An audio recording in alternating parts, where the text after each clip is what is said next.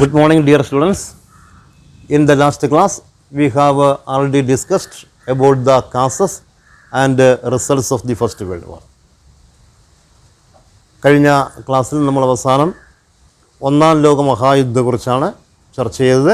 അതിൻ്റെ കാരണങ്ങൾ, ഫലങ്ങൾ ഒക്കെ നമ്മൾ പഠിച്ചു. നിങ്ങൾ പുസ്തകം ഭംഗിയായി വായിച്ചിരിക്കുമെന്ന് പ്രതീക്ഷിക്കുന്നു. ഇനി ഈ ഒന്നാം ലോക മഹായുദ്ധത്തിൻ്റെ ഫലമായിട്ട് യൂറോപ്പിൽ സംഭവിച്ച രാഷ്ട്രീയ മാറ്റങ്ങളാണ്. എന്ന് പറയുമ്പോൾ you know very well the first world war it contributed was unemployment, poverty and inflation. നമ്മളിത് ചർച്ച ചെയ്തതാണ്. One of the important results of the first world war was the emergence of unemployment, poverty, inflation etcetera. തൊഴിലില്ലായ്മയും ദാരിദ്ര്യവും നാണയപ്പെരുപ്പവുമൊക്കെ ഒന്നാം ലോക മഹായുദ്ധത്തിൻ്റെ സന്തതികൾ എന്ന് വേണമെങ്കിൽ വിശേഷിപ്പിക്കാം. അതേപോലെ തന്നെ ഫസ്റ്റ് വേൾഡ് വാറിന് ശേഷം, ഒന്നാം ലോക മഹായുദ്ധ ശേഷം ധാരാളം യൂറോപ്യൻ രാഷ്ട്രങ്ങൾക്ക്, ഗവൺമെൻറ്റുകൾക്ക് അവരുടെ അധികാരം നഷ്ടപ്പെട്ടു. ഒന്നാം ലോക മഹായുദ്ധ ശേഷം യൂറോപ്പിൽ ധാരാളം രാജ്യങ്ങൾക്ക്, അവരുടെ ഗവൺമെൻറ്റുകൾക്ക് അധികാരം നഷ്ടപ്പെട്ടു. അത് പുതിയ രാഷ്ട്രീയ സംഭവ വികാസങ്ങൾക്ക് സാക്ഷ്യം വഹിച്ചു. അതേപോലെ തന്നെ ഫസ്റ്റ് വേൾഡ് വാറിന് ശേഷം ഇറ്റലിയും ജർമ്മനിയും അസ്വസ്ഥരായിരുന്നു. അവർക്ക് ധാരാളം വിഷയങ്ങൾ ജനങ്ങളോട് ചർച്ച ചെയ്യുവാനുണ്ടായിരുന്നു. ആ ഒരു സാഹചര്യത്തിലാണ് ഇറ്റലിയിലും ജർമ്മനിയിലും രണ്ട് സ്വേച്ഛാധിപത്യ പ്രസ്ഥാനങ്ങൾ അധികാരത്തിൽ വരുന്നത്. ഫസ്റ്റ് വേൾഡ് വാറിന് ശേഷം ഇറ്റലിയിൽ അധികാരത്തിൽ വന്ന വ്യക്തി എന്ന് പറയുന്നത് ബെനിറ്റോ മുസോളിനിയാണ്. അദ്ദേഹം ഒരു ഫാസിസ്റ്റ് ചിന്താഗതിക്കാരനാണ്. ഫാസിസം എന്ന പേരിൽ ഒരു രാഷ്ട്രീയ സംഘടന ഉണ്ടാക്കി. അതിൻ്റെ സർക്കംസ്റ്റാൻസ് നമ്മൾ ഇവിടെ ചർച്ച ചെയ്യും. ഇവിടെ ഞാൻ പറഞ്ഞു വരുന്നത് ഫാസിസ്റ്റ് നാസി പ്രസ്ഥാനങ്ങളുടെ ആവിർഭാവത്തിൻ്റെ കാരണങ്ങളാണ്. ഒന്ന്, many European governments lost their power. Unemployment, poverty, inflation created huge problems in Italy and Germany. Exploiting the political and economic circumstances, fascism and Nazism rose to power. നോക്കൂ, ഒന്നാം ലോക മഹായുദ്ധം രണ്ട് ശക്തികളെയും, വിജയിച്ച ശക്തികളെയും പരാജയപ്പെട്ട ശക്തികളെയും ഒരേപോലെ ബാധിച്ചു. എന്നാൽ അതിനുപരി യൂറോപ്പിലെ പല രാജ്യങ്ങൾക്കും അവരുടെ ഗവൺമെൻറ്റുകൾ നഷ്ടപ്പെട്ടു. അതേപോലെ തന്നെ തൊഴിലില്ലായ്മയും ദാരിദ്ര്യവും നാണയപ്പെരുപ്പവും ക്രമാതീതമായി വർദ്ധിച്ചു. ഈ രാഷ്ട്രീയ സാമ്പത്തിക സാഹചര്യങ്ങൾ മുതലെടുത്തുകൊണ്ട് ഇറ്റലിയിലും ജർമ്മനിയിലും യഥാക്രമം ഫാസിസം എന്നും നാസിസം എന്നും പേരോടുകൂടിയ രണ്ട് രാഷ്ട്രീയ പ്രസ്ഥാനങ്ങൾ അധികാരത്തിൽ വന്നു. ഒന്നാമത്തത് ഫാസിസം. ഇവിടെ നമുക്ക് ചർച്ച ചെയ്യേണ്ടത് what are the circumstances which led to the rise of fascism in Italy.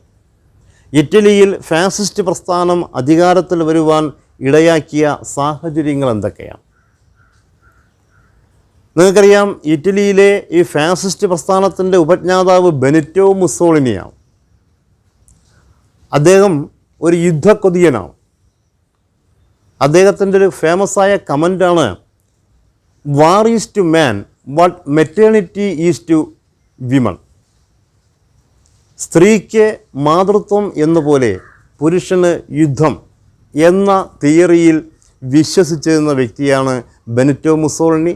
ഈ സിദ്ധാന്തത്തെ അദ്ദേഹം പ്രോത്സാഹിപ്പിക്കുകയും ചെയ്തു. War is to man what maternity is to women.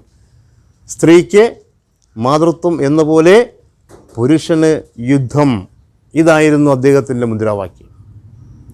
ഇനി എങ്ങനെ അദ്ദേഹത്തിന് ഈ രാജ്യത്ത് അധികാരം കൈക്കലാക്കാൻ കഴിഞ്ഞു? What are the circumstances which led to the rise of fascism in Italy. നോക്കൂ, though Italy was victorious in the First World War, she got nothing.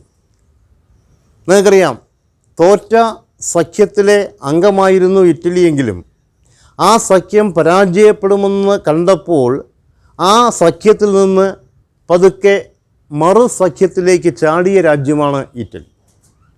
അതുകൊണ്ട് തന്നെ അങ്ങനെ വന്ന ഒരു രാജ്യത്തെ വിജയിച്ച രാജ്യങ്ങൾ വലിയ രീതിയിൽ പരിഗണിച്ചില്ല. ആദ്യമൊക്കെ ബ്രിട്ടനും ഫ്രാൻസിനും എതിരെ യുദ്ധം ചെയ്ത ഇറ്റലി പരാജയം അടുത്ത് കണ്ടപ്പോൾ ആ സഖ്യം, ആസ്ട്രിയ ജർമ്മനി സഖ്യത്തിൽ നിന്ന് ചാടി അപ്പുറത്ത് പോയ രാജ്യമാണ്. അതുകൊണ്ട് തന്നെ കിട്ടിയ ലാഭം പങ്കുവച്ചപ്പോൾ ഇറ്റലിയെ കാര്യമായി പരിഗണിച്ചില്ല ഈ വിജയിച്ച രാഷ്ട്രങ്ങൾ. ആണ് ഞാൻ പറഞ്ഞത്, though Italy was victorious in the first world war, she got nothing. ഇറ്റലിക്ക് പ്രതീക്ഷിച്ച ലാഭം ലഭിച്ചില്ല, അല്ലെങ്കിൽ വിജയിച്ച രാഷ്ട്രങ്ങൾ കൊടുത്തില്ല. ഇത് ഒരു കാരണം. 2, destruction of industries, unemployment, increase in tax, inflation etcetera kept people away from the government. രണ്ടാമത്തെ സർക്കംസ്റ്റാൻസ്. ഒന്നാമത്തെ സർക്കംസ്റ്റാൻസ് പറയൂ.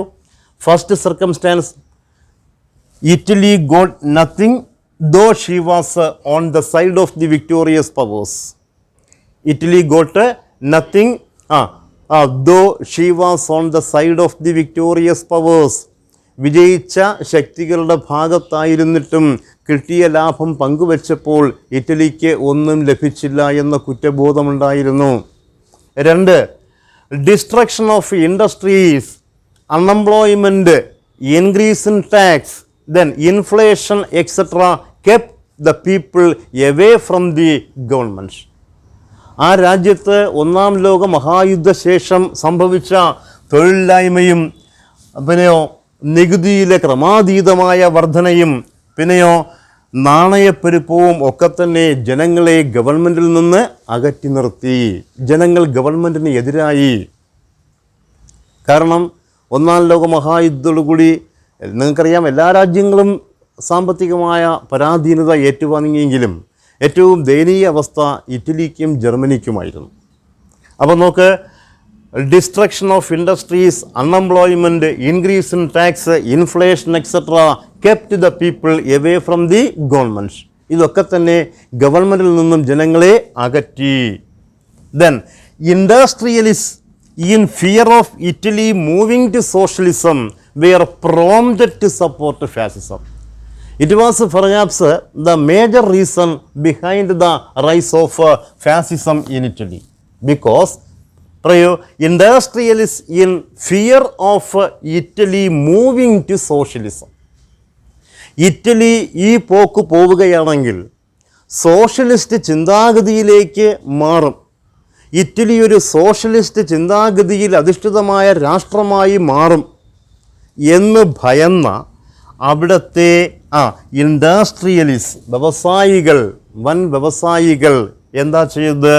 ദേ സപ്പോർട്ട് ഫാസിസം, ദേ പ്രൊമോട്ടഡ് ഫാസിസം. അവർ ഫാസിസത്തെ പ്രൊമോട്ട് ചെയ്തു. സോഷ്യലിസ്റ്റ് ചിന്താഗതിയിൽ അധിഷ്ഠിതമായ ഒരു ഗവൺമെൻറ് ഇറ്റലിയിൽ വരരുത് എന്നാഗ്രഹിച്ച വൻ വ്യവസായികളും ഈ ഫാസിസ്റ്റ് ഐഡിയാസിനെയും ഐഡിയോളജീസിനെയും പ്രോംപ്റ്റ് ചെയ്തു.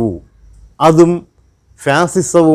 ഫാസിസം എന്ന പ്രസ്ഥാനത്തെ ഇറ്റലിയിൽ അധികാരത്തിൽ കൊണ്ടുവരുവാൻ സഹായിച്ചു. അപ്പോൾ ചോദ്യം ഇതാണ്, sketch the circumstances which led to the rise of fascism in Italy എന്ന് ചോദിച്ചാൽ you should point out 3 main things. First one, Italy got nothing though she was on the side of the victorious powers. Destruction of industries, unemployment, increase in tax, inflation, etc. kept the people away from the government. Then industrialists in fear of Italy moving to socialism were prompted to support fascism. ഒന്നാം ലോക മഹായുദ്ധ ശേഷം Italy socialist ആശയങ്ങളിലേക്ക് നീങ്ങും എന്നുള്ള ഭയത്താൽ അവിടുത്തെ വൻ വ്യവസായികളും ഇത്തരത്തിലുള്ള സ്വേച്ഛാധിപത്യ പ്രവണതകളെ സപ്പോർട്ട് ചെയ്തു. These are the circumstances which led to the rise of fascism in Italy. Anyway, ഈ സാഹചര്യങ്ങളെ മുഴുവൻ മുതലെടുത്തുകൊണ്ട് ബെനിറ്റോ മുസോളിനി അധികാരത്തിൽ വന്നു. അദ്ദേഹം അധികാരത്തിൽ വന്നിട്ട് ജനങ്ങളുടെ സപ്പോർട്ടോടുകൂടി അധികാരത്തിൽ വന്നു. അധികാരത്തിൽ വന്നിട്ട് അദ്ദേഹത്തിൻ്റെ ആദ്യ ലക്ഷ്യമെന്ന് പറയുന്നത് നഷ്ടപ്പെട്ട റോമാ സാമ്രാജ്യത്തിൻ്റെ ആ ഒരു പ്രൗഢി വീണ്ടെടുക്കും എന്ന് ജനങ്ങൾക്ക് ഉറപ്പ് കൊടുത്തു. നമ്മൾ റോമൻ സംസ്കാരത്തിൻ്റെ ആൾക്കാരാണ്. മഹത്തായ സംസ്കാരത്തിൻ്റെ പാരമ്പര്യം കാത്തുസൂക്ഷിക്കേണ്ട ആൾക്കാരാണ്. അതിനെ മറ്റ് സാമ്രാജ്യ ശക്തികൾ നശിപ്പിക്കുവാൻ ശ്രമിക്കുന്നു. നഷ്ടപ്പെട്ട അന്തസ്സും പ്രതാപവും പ്രൗഢിയും ഞാൻ വീണ്ടെടുക്കും. അതിലേക്ക് വേണ്ടി അദ്ദേഹം തൻ്റെ രാഷ്ട്രീയ എതിരാളികളെ മുഴുവൻ വകവരുത്തി. ധാരാളം വരുന്ന രാഷ്ട്രീയ എതിരാളികളെ വകവരുത്തുവാൻ വേണ്ടി ബ്ലാക്ക് ഷേർട്സ് എന്ന പേരിൽ അദ്ദേഹം ഒരു സംഘടന തന്നെ രൂപീകരിച്ചു. ആ ബ്ലാക്ക് ഷേർട്സിൻ്റെ ആ അർദ്ധ സൈനിക സംഘടനയുടെ സഹായത്തോടുകൂടി എല്ലാ രാഷ്ട്രീയ പ്രസ്ഥാനങ്ങളെയും അമർച്ച ചെയ്തു.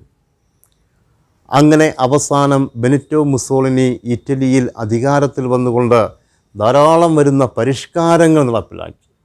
എങ്ങനെയാണെന്ന് ചോദിച്ചാൽ അഭിപ്രായ സ്വാതന്ത്ര്യം അടിച്ചമർത്തിക്കൊണ്ട് ഇറ്റലിക്ക് നഷ്ടപ്പെട്ട അന്തസ്സും പ്രതാപവും വീണ്ടെടുക്കണം. അതിൽ നിങ്ങൾ ഞങ്ങളോട് സഹകരിക്കണം, എന്നോട് സഹകരിക്കണം. അങ്ങനെ ഇറ്റലിയെ പരമവൈഭവത്തിൽ എത്തിക്കാം എന്ന് വാക്കുകൊടുത്ത മുസോളിനി ആ ലക്ഷ്യപ്രാപ്തിക്ക് വേണ്ടി അവസാനം എത്യോപ്യ, അബിസീനിയ എന്നീ രാജ്യങ്ങളെ ആക്രമിച്ചു. നിങ്ങൾക്കറിയാം, ഈ ലക്ഷ്യമെല്ലാം സാധിക്കണമെങ്കിൽ ഒരു യുദ്ധം വേണം. ഒരു യുദ്ധത്തിലൂടെ മാത്രമേ ശത്രുരാജ്യങ്ങളെ കീഴ്പ്പെടുത്താൻ കഴിയത്തുള്ളൂ. ആശയപരമായ പോരാട്ടമല്ല അവിടെ മുസോളിനി ഉദ്ദേശിച്ചത്. അദ്ദേഹം സൈനിക പോരാട്ടത്തിനാണ് നേതൃത്വം കൊടുത്തത്. അങ്ങനെ തൻ്റെ ശക്തി തെളിയിക്കുവാനും തൻ്റെ പരമാധികാരം ഒന്നുകൂടെ തെളിയിക്കുവാനും വേണ്ടി അദ്ദേഹം അയൽ രാജ്യങ്ങളായ ചെറിയ രാജ്യങ്ങളായ എത്യോപ്യ, അബിസീനിയ എന്നീ രാജ്യങ്ങളെ ആക്രമിച്ചു. അത് രണ്ടാം ലോക മഹായുദ്ധത്തിലേക്ക് വഴിതെളിച്ചു. ഇതാണ് അവിടുത്തെ അവസ്ഥയെങ്കിൽ മറുഭാഗത്ത് ഹിറ്റ്ലർ, ജർമ്മനിയിലെ നാസി പ്രസ്ഥാനം.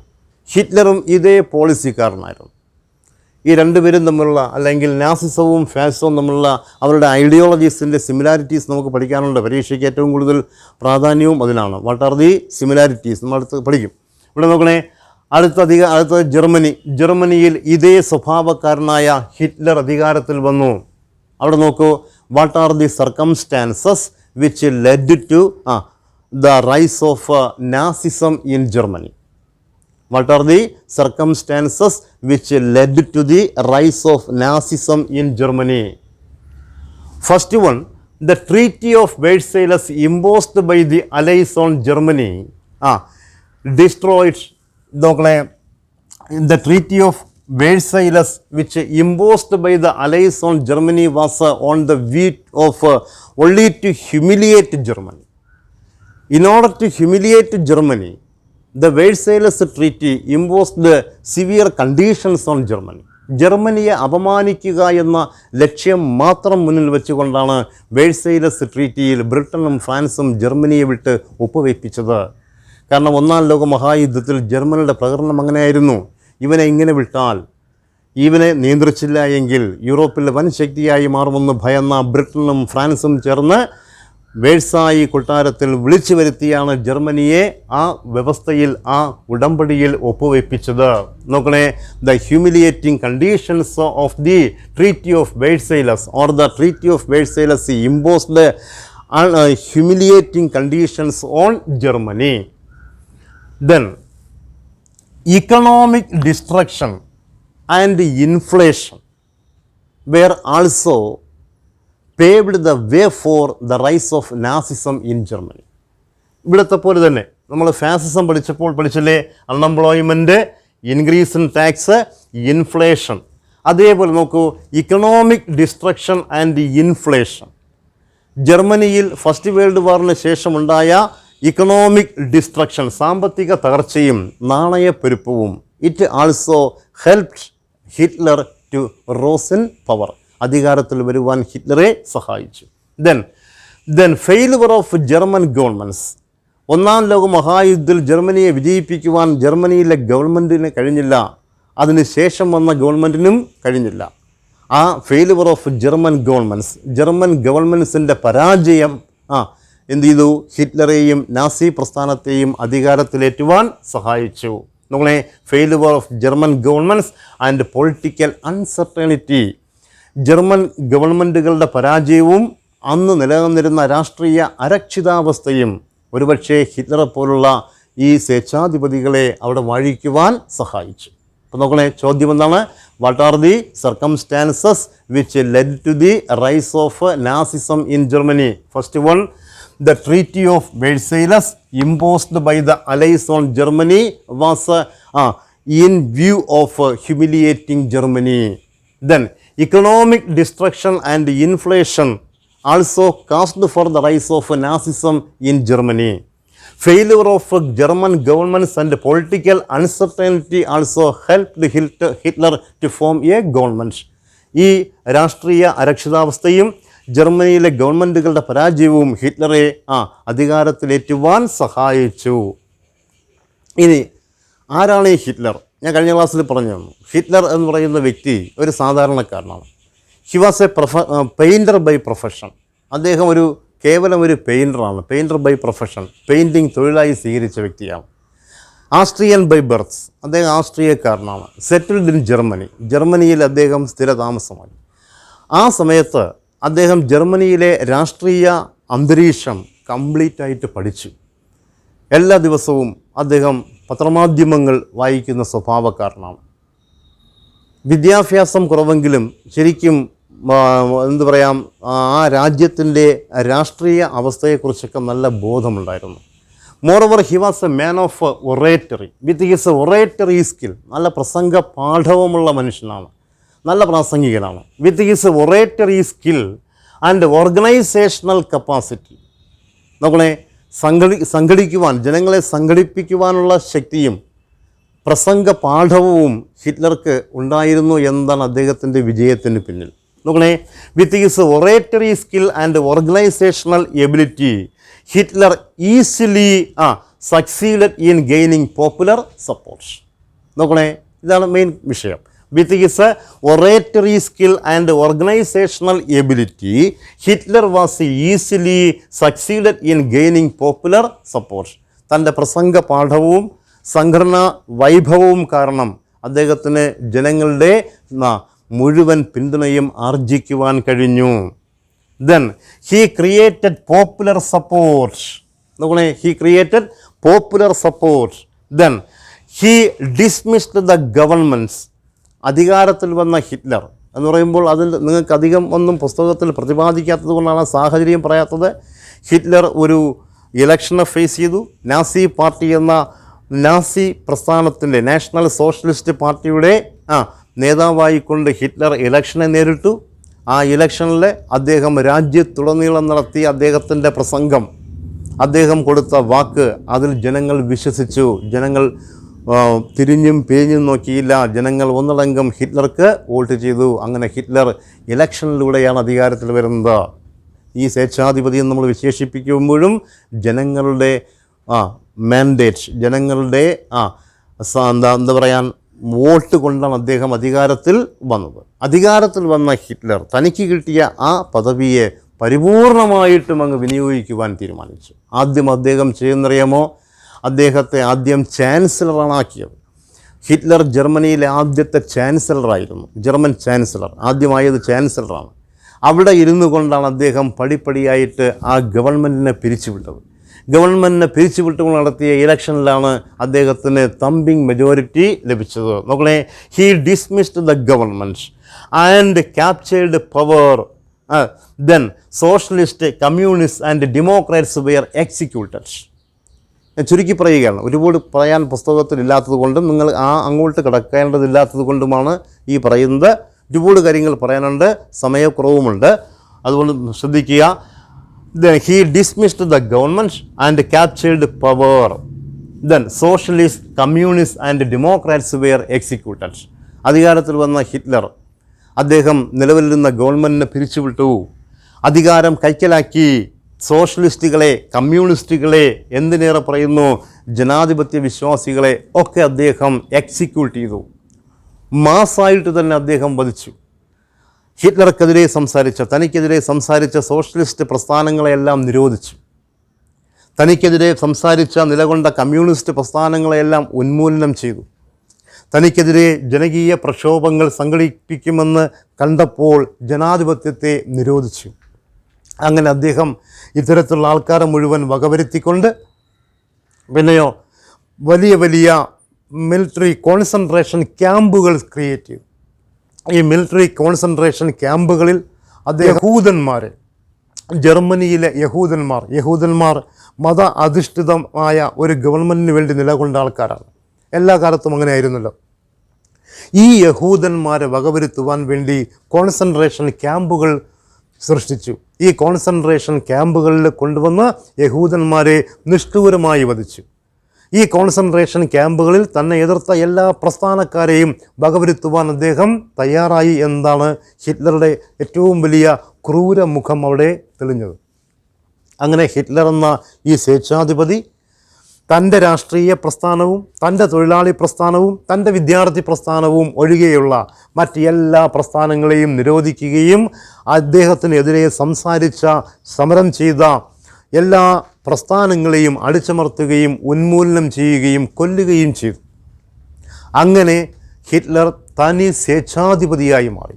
തനിക്കെതിരെ ആരെങ്കിലും എന്തെങ്കിലും ഗൂഢാലോചനകൾ നടത്തുന്നുണ്ടോ എന്നറിയുവാൻ വേണ്ടി ഗെസ്റ്റപ്പോ എന്ന പേരിൽ ഒരു രഹസ്യ സംഘടന രൂപീകരിച്ചു. ബ്രൗൺ ഷേർട്സ് എന്ന പേരിൽ ഒരു അർദ്ധസൈനിക സംഘടന രൂപീകരിച്ചു. ആ ഹിറ്റ്ലറുടെ സ്വന്തം സൈന്യത്തിൻ്റെ പേരാണ് ബ്രൗൺ ഷേർട്സ്. അദ്ദേഹം അപ്പോയിൻ്റ് ചെയ്ത രഹസ്യ സംഘടനയുടെ പേരാണ് ഗെസ്റ്റപ്പോ. രണ്ടും മറക്കരുത്. മുസോളിനി ഫോം ചെയ്ത അർദ്ധസൈനിക സംഘടന ബ്ലാക്ക് ഷെഡ്സ് എങ്കിൽ ഹിറ്റ്ലറുടെ ബ്രൗൺ ഷെഡ്സ് ആണ്. ഹിറ്റ്ലർ ക്രിയേറ്റ് ചെയ്ത സീക്രട്ട് ഓർഗനൈസേഷൻ ഏതെന്നറിയാമോ? ഗെസ്റ്റപ്പോ എന്ന പേരിൽ സീക്രട്ട് ഓർഗനൈസേഷനും ക്രിയേറ്റ് ചെയ്തു. അദ്ദേഹത്തിൻ്റെ ആത്മകഥയുടെ പേരാണ് മെയിൻ കാംഫ്. കഴിഞ്ഞ ക്ലാസ് ഞാൻ പറഞ്ഞു മെയിൻ കാംഫ്, മൈ സ്ട്രഗിൾസ് എന്ന് ഇംഗ്ലീഷിൽ പറയും. ഈ മെയിൻ കാംഫാണ് അദ്ദേഹം നാസികളുടെ ബൈബിൾ എന്ന് വിശേഷിപ്പിച്ചത്. നാസികളുടെ ബൈബിൾ എന്നാണ് മെയിൻ കാംഫ് എന്ന പുസ്തകത്തെ വിശേഷിപ്പിച്ചത്. ആ പുസ്തകത്തെ തൊട്ട് സത്യം ചെയ്ത് മാത്രമേ എല്ലാ പേരും അധ്യാപകരായാലും ശരി, ഉദ്യോഗസ്ഥരായാലും ശരി, സ്കൂളുകളിലും ഓഫീസുകളിലും കയറാവൂ എന്ന് അദ്ദേഹം ശാഠ്യം പിടിക്കുകയും ചെയ്തു. ഇനി അദ്ദേഹത്തിൻ്റെ മറ്റൊരു പ്രത്യേകത എന്ന് പറയുന്നത് Hitler promoted the idea of this Aryan by birth. ഹിറ്റ്ലറുടെ ഭാഷയിൽ പറഞ്ഞാൽ Germans were pure Aryans. Germans എല്ലാം പ്യുവർ ആര്യൻസ് എന്നാണ്. Who were destined to rule over the world.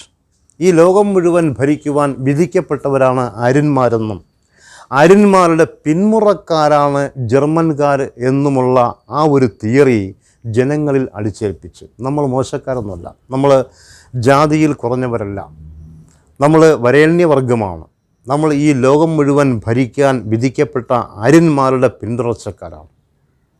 അവിടെ അത് ഹിറ്റ്ലർ പറയുമ്പോൾ ഒരുപക്ഷെ ആര്യൻ ഉത്ഭവത്തെക്കുറിച്ച് ധാരാളം പുസ്തകങ്ങളുണ്ട്. അതിൽ യൂറോപ്പാണ് ആര്യന്മാരുടെ വാസസ്ഥലം എന്ന് വിശേഷിപ്പിക്കുന്ന പുസ്തകങ്ങളുമുണ്ട്. ആ യൂറോപ്പിലെ ജർമ്മനിയാണ് ആര്യന്മാരുടെ ഉത്ഭവം. ധാരാളം സ്ഥലങ്ങളെക്കുറിച്ച് പറയുന്നുണ്ട്. ഹിറ്റ്ലർ പ്രൊമോട്ട് ചെയ്തത് ഈ ഐഡിയ ആണ്. Germans are pure Aryans. ജർമ്മൻകാരെല്ലാം യഥാർത്ഥ ആര്യന്മാരാണ്. Who were destined to rule over the world. ലോകം മുഴുവൻ ഭരിക്കുവാൻ വിധിക്കപ്പെട്ടവരാണ്. അപ്പോൾ അങ്ങനെ റൈസ് സുപ്പീരിയോറിറ്റി, ആ ഒരു എന്താണ് വർണ്ണ മേധാവിത്വവും ഹിറ്റ്ലർ ജനങ്ങളിൽ അടിച്ചേൽപ്പിച്ചു. ഇതെല്ലാം തന്നെ ഹിറ്റ്ലർ എന്ന വ്യക്തിയെ ആ രാഷ്ട്രത്തിൻ്റെ ശരിക്കുമുള്ള സ്വേച്ഛാധിപതിയാക്കി മാറ്റി. അദ്ദേഹം വേഴ്സായി സന്ധിയുടെ വ്യവസ്ഥകൾ ഒന്നൊന്നായി ലംഘിച്ചുകൊണ്ട് ജനങ്ങൾക്ക് കൊടുത്ത വാക്കു പാലിക്കുവാൻ വേണ്ടി ഇറങ്ങിത്തിരിച്ചതാണ് രണ്ടാം ലോക മഹായുദ്ധത്തിൻ്റെ കാരണം. മുസോളിനി ഇറ്റലിയിൽ എങ്ങനെയാണോ ജനങ്ങൾ കൊടുത്ത വാക്ക് പാലിക്കുവാൻ വേണ്ടി എത്യോപ്യയെയും അബിസീനിയയും ആക്രമിക്കാൻ ശ്രമിച്ചത്. അതേപോലെ തന്നെ ഹിറ്റ്ലർ പോളിഷ് ഇടനാഴി ആക്രമിച്ചു. പോളണ്ട് ആക്രമിച്ചു കൊണ്ടാണ് ജനങ്ങൾക്ക് കൊടുത്ത വാക്ക് പാലിക്കുവാൻ തയ്യാറായത്. അങ്ങനെ ഹിറ്റ്ലറുടെ പോളണ്ട് ആക്രമണം, പോളിഷ് കോറിഡോർ, പോളിഷ് ഇടനാഴി ആക്രമിച്ചതിലൂടെ രണ്ടാം ലോക മഹായുദ്ധത്തിലേക്കുള്ള എല്ലാ കളങ്ങളും ഒരുങ്ങി. അങ്ങനെ ഈ രണ്ട് പ്രസ്ഥാനങ്ങളും ഈ രണ്ട് വ്യക്തികളും ഈ ലോകത്തെ മറ്റൊരു മഹായുദ്ധത്തിലേക്ക് വലിച്ചിഴച്ചു. ഇനി നമുക്കിതിൽ ചർച്ച ചെയ്യേണ്ടത് what are the similarities between Nazism and fascism. പരീക്ഷയ്ക്ക് ചോദിക്കാൻ കൊള്ളാവുന്ന ഒരു നല്ല ക്വസ്റ്റ്യനാണ് similarities. Compare the similarities between fascism and Nazism. നമുക്ക് അടുത്ത ക്ലാസ്സിൽ അതിനെക്കുറിച്ച് ചർച്ച ചെയ്യാം. പുസ്തകം ഭംഗിയായി വായിക്കുക. ഇന്ന് രാത്രിയുള്ള സൂം മീറ്റിങ്ങിൽ എന്ത് സംശയമുണ്ടെങ്കിലും ചോദിക്കുക. എല്ലാവർക്കും നമസ്കാരം.